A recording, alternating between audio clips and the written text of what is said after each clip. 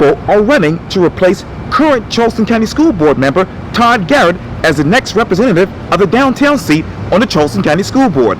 And that includes community activist and former constituent school board chairman Tony Lewis. I speak exclusively to Tony for this edition of Quintin's Close-Ups. And if you haven't already, subscribe to my YouTube channel and like Quintin's Close-Ups on Facebook. Tony Lewis, welcome back to Quintin's Close-Ups. Thank you, brother. It's always a pleasure being in your presence. I appreciate it. And just to make sure we're distance. Yes, sir, we're distance. And we have to take the masks off so that we can, you all can hear us. So the audience can hear me. Absolutely. Obviously, it's 2 weeks before people will elect the next Charleston County School Board members, the slate of Charleston County School Board members. Yes, sir. Who is Tony Lewis right now as a candidate? Well, Tony Lewis is a man that always been out there for the people. Always. With 12 years on the constituent board, 35 years activist, and 25 years recreation coach. And I've always been the strong voice for folks, whatever situation they go through in life. And they call on me, and I thank God I try to address the issues and concerns. And that's why I'm a man, first and foremost, doing what my Father God tell me to do, but to take care of him and his people business. That's what I'm about. Okay? How do you hope to take care of the people's business on the Charleston County School Board if you're elected to the downtown seat, Tony? Well, Mr. Washington, I'm planning on being their ears, eyes, and voice. Okay? To let them know what's going on in every situation, all down to their tax dollars.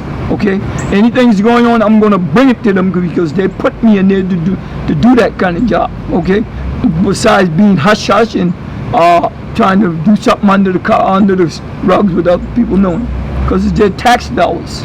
Okay. You talk about the hush hush and all that's going under the table. How transparent is the current Charleston County School Board in your mind?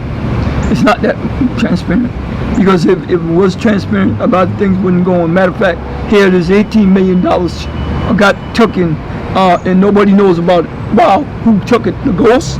The invisible man? Wow, that's not transparency. That's taxpayers' dollars, man. You know, a lot of things going, changing, doing all kind of program, implementing ideas and things like that, and don't let the general public know. That's not fair, because the taxpayers, it's their money. They should want to know. You should be great stewards of the taxpayers' dollars, okay, to make sure our scholars and students have the tools and resources they need to become productive citizens and leaders in our society. Now, those ideas and programs, which ones should be transparent and which ones would you implement if you were elected to the school board? Well, I would implement more technology, and when I say technology, meaning trades and stuff like that, okay? Because I was talking to a gentleman today, and he said, he said technical schools are a problem. He said, because I went to college, he said, he said, I went and went to technical college, graduate, and how? Ran my business. Now I'm retired. I'm doing well. Just because I took on technology and going, on my own business. So that's what our plans were, and I want to address this, Mr. Washington, why I have you here. We talked with Reverend Ed McLean and his daughter Katrina, and myself went to Bowen. Katrina went and Reverend McLean went to something else, but the Lord laid on my heart to ask Bowen, maybe some years ago, about putting money in the Burke High School in the trade. So I did that, and they did accommodate. I found out it was $1 million that was allocated for Burke from Bowen to go to do the trade schools. But the money ain't up at Stall High School. I'd like to know how that happened, and I'm going to address that when this pandemic over. Okay, because that money was allocated for Burke.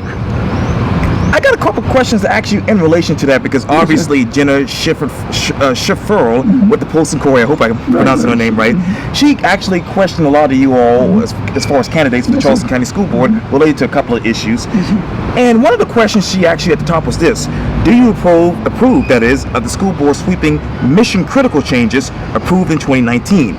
If not, what is the best way to promote access and diversity in the district's top schools? You said this, quote, "As of right now, I cannot make a statement as I was not privy to the decision-making process or progress that was facing the board." Well, let me ask you this, Tony. What should have been the decision-making process in your mind? Well, again, to defense of me, I can't really answer that, but I would want more, more dialogue and more data before I address that issue, and going along with our vote on it, I want to have more proof, do a little bit more research on it, okay? Then I can make my decision, okay? What research are you doing right now? Well, I'm doing a lot of research on a lot of things. Yes, sir. They've got this program called the 1619 Project. Right. And I would like to implement that in the school system, because if we can implement ideas and visions like that with our African American scholars and students, and let them know that they came from great stock, because all we do is focus on what our white brothers and sisters did in history. What about our African American brothers and sisters in this history? Now, what's the stock looking like right now, Tony? Well, the stock, well, I don't know right now. It don't look too good. There's nothing really per se in dealing with African Americans, because as I say, everything's most of all dealing with our Caucasian brothers and sisters, you know. Yes, sir. And she also asked you this: what changes need to be made? Well, I can ask you this too. What changes need to be made to Mission Critical in 2020? Well, 2020, we need to change a lot of things. About we need to find out where the shortfall is at in our schools, our failing schools, and try to fix those things that all the schools in Charleston County can be on the same page, same passing page, so we can be up. We can, like I told somebody, I want us to be a model school. So with the visions and the ideas that the Lord bestow upon me, I would like to implement them, and not only that, work with schools like Charleston Development Academy. They're doing a great job. Let's find out what they're doing to have their scholars and students excelling so well. And let me ask you this too: how can you do that for Burke High School, Mitchell, obviously Miminger Elementary, and all these other schools here on the peninsula? Well, again, we can set up and have conference with the folks from CPA, Charleston Development Academy, and other schools. We don't have to go out of town and get models. Why? We always got to go out of town. We got models in here. Take advantage of our models we're here. Charleston Development Academy is an excellent school, but no one knows how to talk about it. And it's so sad, because my grandson went there, and he was doing great, okay? Right. And I know a lot of scholars and students who went through that process and doing great, and went to high school, right on to college now, okay? Yeah. But my thing, and I'll share with you again, Mr. Washington, I like for us to also implement on these Head Start, okay? Head Start do an awesome job, because if we can get Head Start to get them at the foundation, and that's the foundation. If Head Start get them right, boom, they're on their way. See? Now, Tony, what type of, how much money would you set aside for these Head Start programs in District 20? Well, with District 12, you have to figure how much Head Starts in District 20, okay? You got to figure how many schools in District 20. And I can't speak on the number right now until I do my research, okay? To no offense to no one. But I have a wife, it's 37 years she's been in Head Start. And she's done a great job. And I've seen her, some of her scholars and students she worked with, they're doing great. So I think Head Start plays a major role. And our teachers, wow, man, they do an awesome job. And I would like to make sure I go and engage with them, if given the opportunity to be in there, go and engage with all the teachers and the principal and staff, find out what they need in their schools to be successful, how we can find out where the shortfall at with whatever scholar or student, then we can fix that so we can come to achieve our achievement gap. Now, how many Head Starts are really needed here on the peninsula right now? Well, you got how much elementary schools? You got your elementary school, then we got one middle school. Right. Okay. So again, if we can get the elementary schools, the Head Start in there, and get with these Head Start teachers, because they're not no aides, they are teachers. They do a great job. Don't look at them think they're this baby fine. No, they're teaching them skills, self skills. Okay. They're teaching them all kind of things. They teach them how to read and write. Right. They teach them the ABCs. They teach them about all kind of things. So if they get to know those kind of things at an early age, wow, it's planting the seed early in their thoughts, in their mind, and then as they get older and go into the next level, and it will carry over. Okay? Now, Tony, let me ask you this. How many teachers would you have for these Head Starts? Well, I'd like to have two. Per school? Per school. Okay. Per school. Because you don't want to put a burden on one person. Okay? Because if you got two people, then one person can take it one thing, okay, another one can take it another. And I've seen it with my wife and her co-workers. Right. Okay? So again, we have to be prepared to give the tools and resources to Head Start. Okay? Because they did an awesome job. still do an awesome job. And I respect all those teachers and heads. I don't call them aides, I call them teachers, because they're teaching at an early age, okay? And they're getting them at an early age before the elementary schools get them, before the high school get them. So they are playing a major role now in our schools.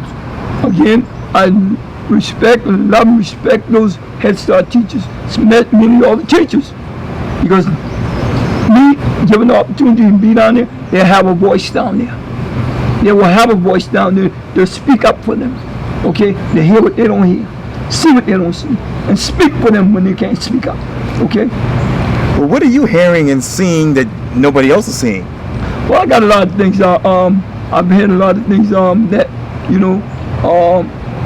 some of the schools, again, some of these schools downtown and all over, because some get all the tools and resources because of their zip code, some don't get it because of their zip code. So I'd like to see that all our scholars and students, no matter where they zip code at, have the same tools and resources to be successful, okay? Now, Tony, where are your tools and resources when you're looking at the current models for these schools in downtown? Well, again, we can go and study the models of CPA. Okay. I would love to sit down with Dr. Johnson and his staff over there and get and collaborate with the Charleston County School principals and the teachers and find out what they're doing and implement it in our school system so we can be on top. Now, where exactly is access and diversity inside these peninsula schools? Well, it's not really. It's not. Say you got Buse Academy is not diverse. Okay. You have Sanders Clyde. They're not diverse. I like to see them more diverse, because if it's diverse, then all those scholars and students are going to have the fair shake and fair opportunity to excel. Now, another question that Jenna asks all of you school board candidates, and is this, quote, one of the key responsibilities of the school board is to hire, manage, and evaluate the district superintendent. And she asks you, how would you assess Jarita Postlewaite's performance as superintendent? You said this, quote, again, being that I was not one of the board members, I cannot comment, as I did not know what they based their decisions on. Right. Let me ask you this, Tony. What key responsibilities would you use to evaluate the superintendent's performance? I would on the growth on the grades of all schools. That's what I would evaluate her for. In her dealing with her teachers, her principal and teachers and all, I would grade her on that level. And seeing how she's helped lifting up all of her schools, okay, and that there will be model schools. That's why I would see, because they said you lead by example, okay. So if she's doing a great job, then guess what? The school's going to do a great job. Okay? Describe those model schools. Well, you have as again in CPA is one of the schools. There's Charleston County. It's in Charleston County. Right. You got Meade Street Academy. Sure. You have Buse. Right. You have Academic and Magnet. Your School of the Arts. Those kind of things.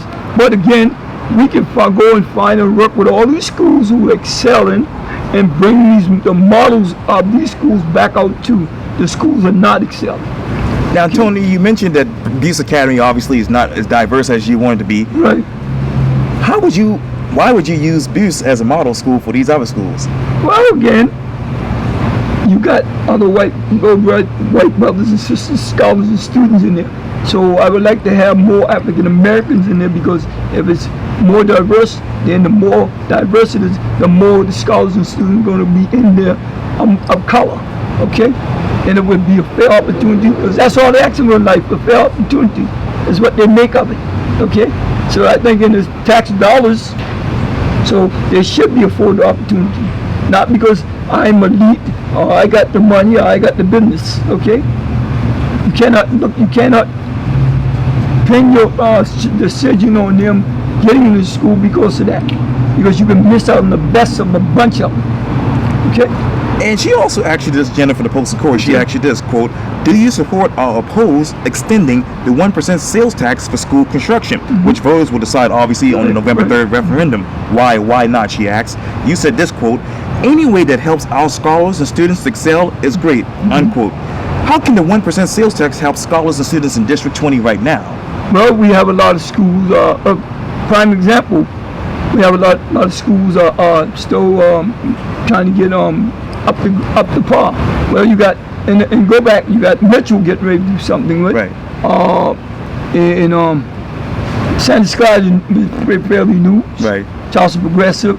You know, whole 9 yards. I think Right. the only school is Mitchell, only one, and James Simmons is. Right. And I'd love to see us upgrade and do a better job with Stoney Field, because again, Stoney Field was left out of the equation for 70-something years. Thank God to, you know, Mr. Fordham, Right. Coach Fordham, Coach Jamison, and Coach Mario Drayton. I'm gonna call those guys' names, and yourself, and Chef Big Dwayne Pierce, and others. You know, that should be a priority, because it was left out for so long. Here you go and build a brand new stadium up there in District 4, and it's just, bam, just like that. But no problem, you know. And our present board member should have been delegating and lobbying for Burke High School to get that stadium fixed. Okay. What more does the new, well, it's still obviously going under renovations, but what more does Stoney Field need right now, Tony? Well, Stoney Field need a brand new press box. Okay. I see it look like they're doing something. They need to upgrade the groundwork, because they put drainage on it. I see they did some work to the stadium, inside the stadium, you know, where you sit on, the seats and stuff like that. So, but it needs a lot of upgrade. I would like to see they put a track around there, so folks can come and walk around, stay fit, trim, and safe at the same time. Right. And stay healthy. So I would love to see that in there. Okay? It's taxpayers' dollars. They should want those things for the taxpayers. It's their money. And here you asking them for one sales tax. Again, well, accommodate them like that.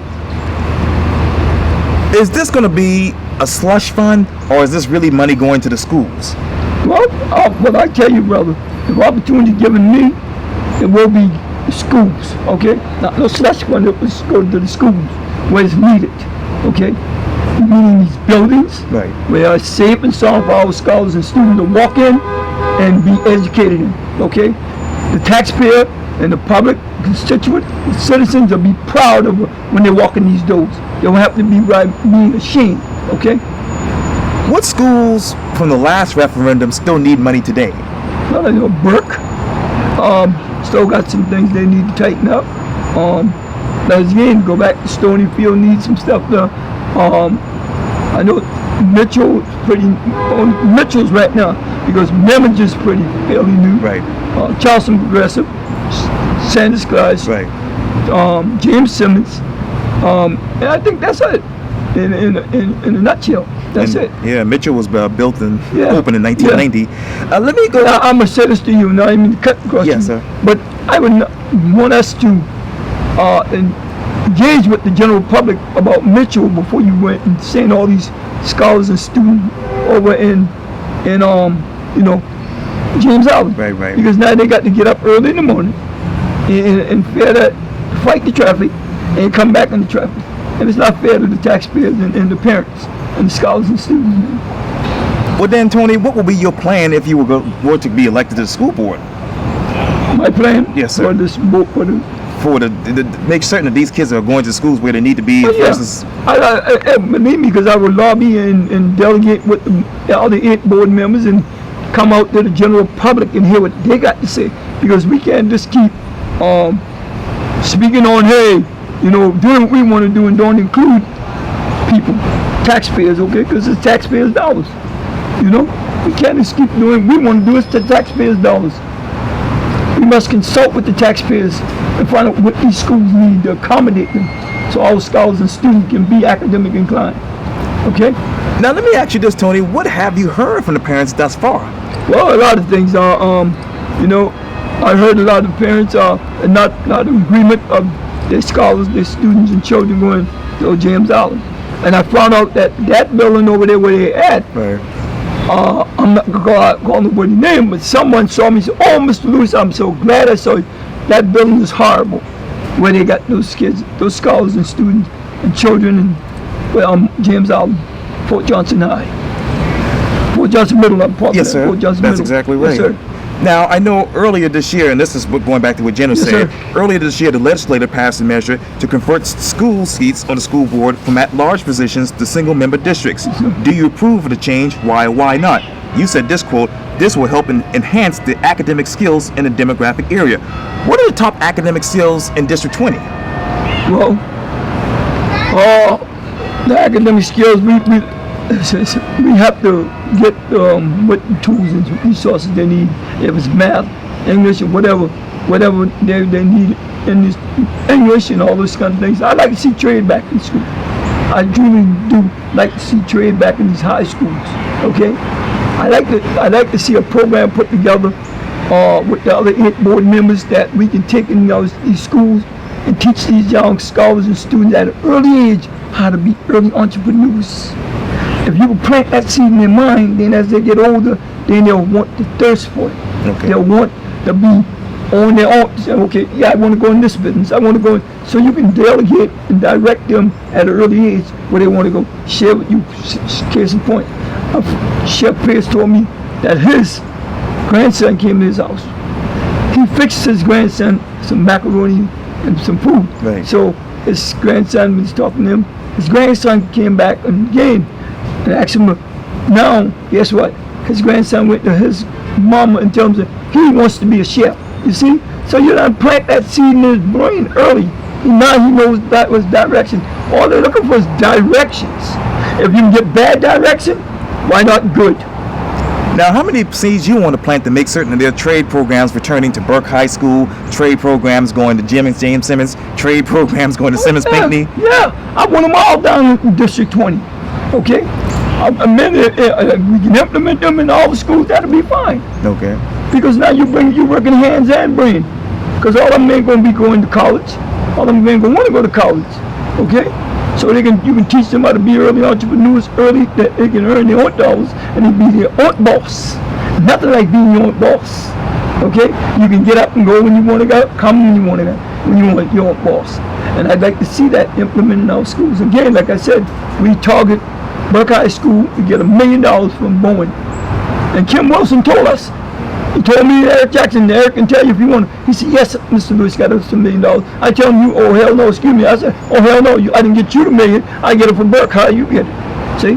So I'm going to address that issue when this, like I said, when this smoke clear with this pandemic. Now, how do you hope to address the issue of people, some particular people in the community that want to close Burke High School? How do you stop them from not closing that school? Well, thank God, 5 years ago, when they tried to take Burke High School, I fought them. Me and him by myself. Okay, I had him, so I had no right, and it's still that way because you're trying to take away Jackson Green housing. Okay, and if you can take away Jackson Green housing, then you figure that you can clarify that why you can take in Burke. See, because you don't have the scholars and students to accommodate the school. You know, so again, and we have to make sure we fight because Burke High School put out greatness in every phase there can be. Athleticism, lawyer, architect, the whole 9 yards. Doctors, the whole 9 yards. You know? And you talk about Gadsden Green. Obviously, there's a big issue right now throughout the county, throughout the state, with people not having access to broadband internet. How many people in District 20, particularly here on the peninsula, who don't have access to broadband, particularly these kids? Well, I share with you, Danielle Richardson reached out to me and told me that a lot of these scholars and students' parents didn't know how to go online. Right. Okay. So I would like to delegate with the district, which I did call the district when Daniel called me and told me I called up the postal office. I looked around. I had the gentleman who was over the tech give me a call. I have his number. So I'd like to find out where the shortfall is at in whatever areas we don't have broadband and get it in there. Dialogue and work with whatever Comcast, because Comcast is mostly down here. Right. Work along with Comcast and see how we can work this out that it will be allocated to all the schools, all the areas. That shortfall, what does it look like for District 20 in those schools there? Well, you got to see where we can delegate and bring those things to wherever they need those shortfalls. Let me ask it another way. If you were to look at the budget right now for the District 20 schools, what would you take out and what would you put in? Well, right now, you don't want to hurt no teachers and none of that. They're paid. We're going to look at what we don't really need per se. That's something not going to take away from the academics of our scholars and students. Okay, and then we'll go from there. You see where the less needed and where the more needed. Okay. What's more needed now? Well, I think we need more. Right now we need more virtual learning. Okay. Online, because that's the way we have to go right now because of this pandemic. It has limited us to what we can do, especially being among ourselves. Now, when you talk to the parents, say Yes, Line Street, Yes, President sir. Street, Right. Harris Street, Jackson Street, all these folks. Yes, sir. What are they saying? Do they want virtual learning? Do they want face-to-face? Well, they want face-to-face, but we got to look at the safety first and foremost, the life of our scholars and students. Because if they're dead, what we gonna how we gonna teach them? See, so we got to think about that. We got to think two ways, weigh our options, okay? And our options should be virtual because right now, to this pandemic is serious. This thing that killed over 200,000 people or more, okay? And every day is a number coming up on the screen, 25, 30, 100, and headed to 700, 800 tested positive. See, so we don't need our scholars and students getting sick because then if they get sick, teachers gonna get sick, parents gonna get sick. We done lost some teachers to this virus, okay? We done lost a bunch of scholars to this virus. So we got to think safety-wise, first and foremost. Yeah, we want them to get them be in person, but right now we got to wait this thing out because this too shall pass, okay? That's what the Bible said, this too shall pass. Tony Lewis, thank you so much for your time. And again, welcome back to Quintin's Thank you, my friend. Always a pleasure. Thank you.